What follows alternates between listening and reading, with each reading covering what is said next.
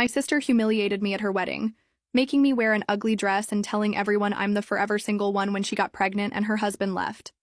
I revealed I'd been dating her ex for months and we just bought her dream house. It started with my sister Catherine's wedding last year growing up.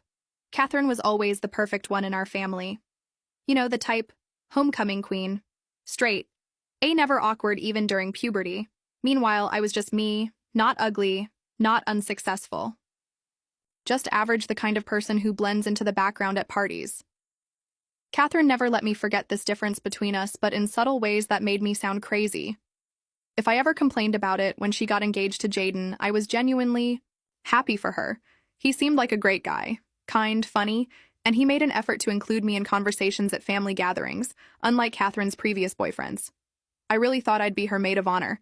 I mean, we're sisters, right? Wrong. She chose her best friend Lucia instead, making me just another bridesmaid, whatever, I could handle that. But then came the dress situation. Catherine picked these horrific mustard yellow bridesmaid dresses that looked like something from a 1970s curtain catalog. Here's the kicker. Everyone else got custom alterations that somehow transformed their dresses into actually decent-looking outfits. Mine. Catherine insisted it was perfect as is, despite being 2 sizes too big and making me look like Big Bird at a funeral when I offered to pay for alterations myself. She said it would ruin her vision. I later found out she'd secretly told the seamstress not to alter my dress.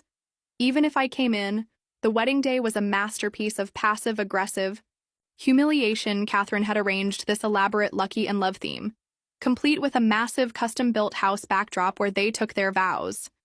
This wasn't just any house, it was her dream house design she'd been obsessing over for years. She even had custom cocktails named Forever, Love, and Eternal Bliss during her wedding speech. Catherine decided to make me the butt of her jokes. "And here's my dear sister," she said, gesturing to where I sat, drowning in yellow fabric, proof that being single at 29 isn't totally hopeless. People laughed awkwardly, but she wasn't done. "At least we know who'll be taking care of our parents in their old age, since she won't have a family of her own." I saw Jaden cringe visibly. He later apologized too, me privately saying he had no idea she'd say those things. Fast forward 6 months. Catherine announced her pregnancy at a family dinner. Everyone was ecstatic, but I noticed Jaden seemed off 2 weeks later.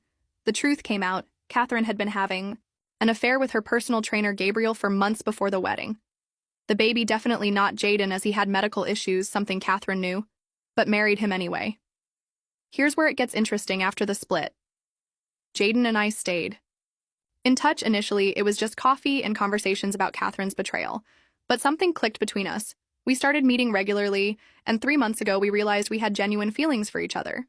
We kept it not out of shame, but because we knew the drama it would cause. Last week, the perfect opportunity landed in our laps. Remember that dream house design? Catherine was obsessed with the one she used as her wedding backdrop.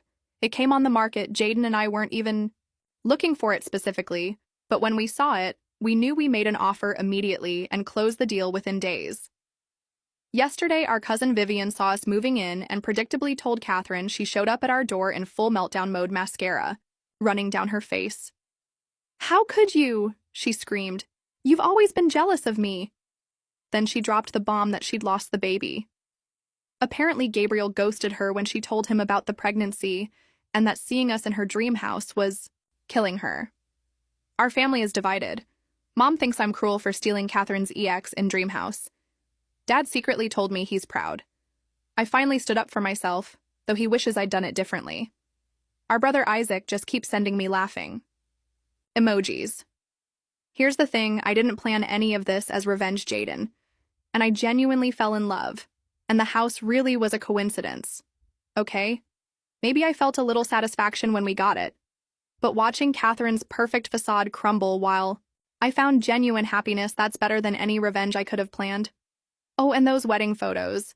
Catherine loved to post on social media, the ones where she's posing in front of her dream housey backdrop.